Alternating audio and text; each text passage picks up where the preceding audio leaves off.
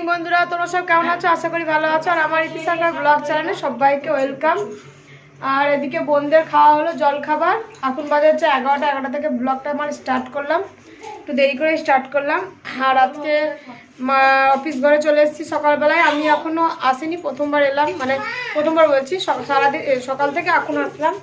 কি বাবা কোলে আসবা? চলো। তো সকালবেলা আলু সুদ্ধ, ভাত, ডাল, ডিম ভাজা এসব রান্না হয়েছে। আমার বোনের বড় আবার লুচি টুচি খেতে খুব একটা পছন্দ করে না, তো ওই জন্য ভাতটাই পছন্দ করে। তো আলু সুদ্ধ, ডাল দিয়ে মুসুরির ডাল করেছিল মা, আর ডিম ভেজেছিল।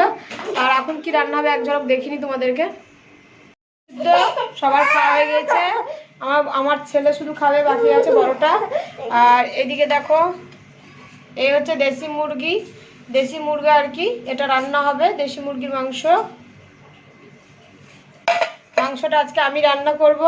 আর এটা কালকেকার মাছের ডিম ছিল ফ্রিজে, সবাই মিলে একটু করে নিয়ে এটা দিয়েও ভাত খেয়েছি। এদিকে বাবুদের দুধ গরম করা হয়ে গেছে, সব বাবুরা দুধ খেয়েছে, ছোট বাবু মানে আমার ছেলে, আমার বোনের ছেলে। আর এদিকে ভাত হচ্ছে, আজকে শুক্রবার, মায়ের নিরামিষ। তো মা করলা সিদ্ধ দিয়ে ডাল দিয়ে ভাত খাবে, কারণ মায়ের নিরামিষ, মা তো হাবিজাবি খায় না। আর এই যে ডাল, সকালবেলায় ডাল হয়েছিল, ডাল কিছুটা আছে। মা দেখো সব কাটাবাছি করছে মাংসর।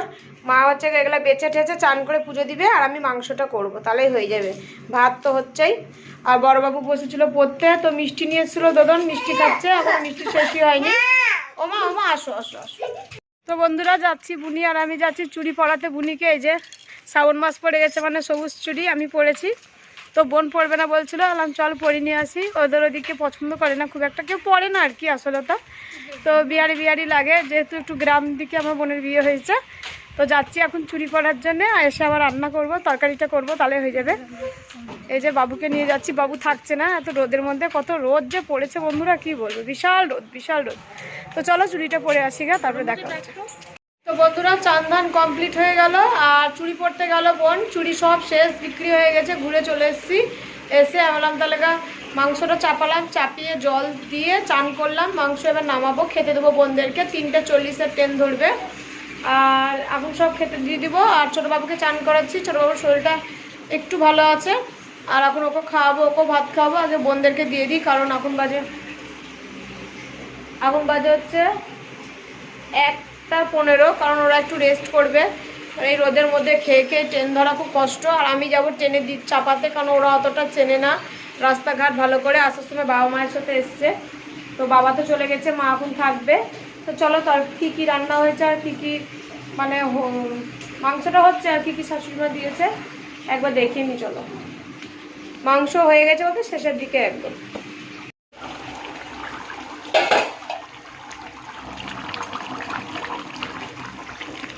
দেশি মুরগির মাংস তো একটু হতে টাইম লাগে, কারণ অনেকটা শক্ত চিংড়ে টাইপের হয়। তো মা কুকারে বলছিল, আমি বললাম না, কুকারে আমার ভাল লাগে না। আমি এইদিকে দেখো বড়ার ঝোল, মানে বড়া দিয়ে কাঁঠালের বিচি দিয়ে সব কিছু দিয়ে একটা তরকারি করেছে শাশুড়ি মা, আর একটা মাছের ঝোল।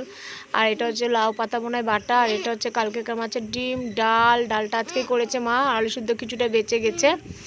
তো খাওয়া দাওয়া এবার সবকে দিয়ে দিয়েছি খেতে, কারণ বোনরা ট্রেন ধরবে, সময় হয়ে আসছে, ওই জন্য হচ্ছে খেতে দিয়ে দিলাম। একটু রেস্ট করবে, নাহলে যা গরম পড়েছে, এই গরমে একটু খেয়ে রেস্ট না করে তাড়াহুড়ো করে যাওয়া মানে।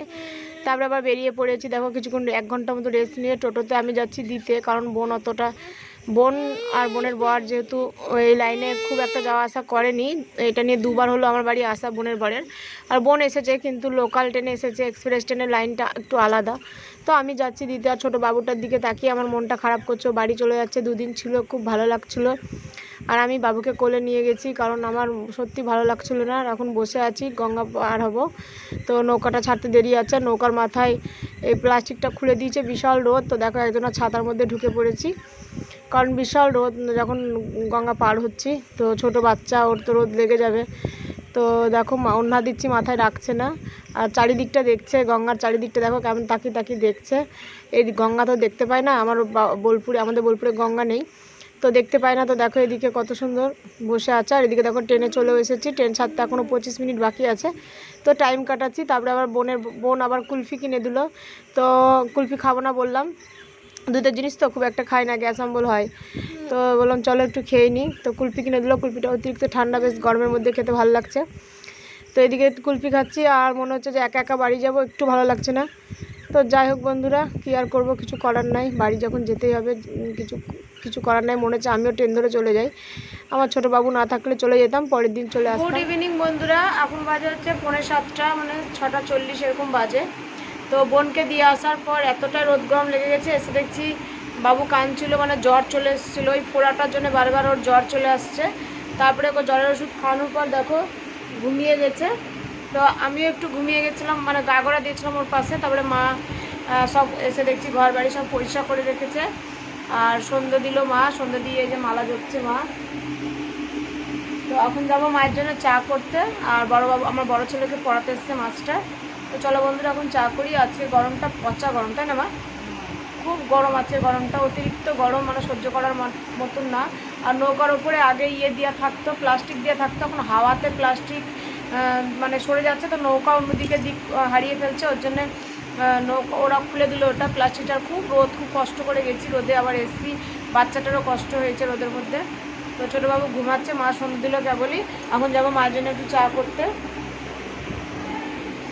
তখন চা করবো মায়ের জন্য, আমি খাবো না, তো গরমের চাটা খুব একটা আমি খাই না, কমই খাই এখন, চাটা খাই মাঝে সাঝে, খাই না।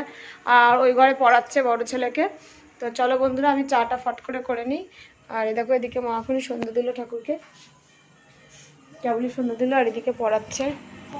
তো এখন আমি করবো চা। চলো বন্ধুরা চাটা করি। তো বন্ধুরা ভিডিওটা এখানে এন্ড করলাম। যদি ভালো লেগে থাকে তো অবশ্যই লাইক, সাবস্ক্রাইব, কমেন্ট করো, আর অবশ্যই আমার পাশে থেকো।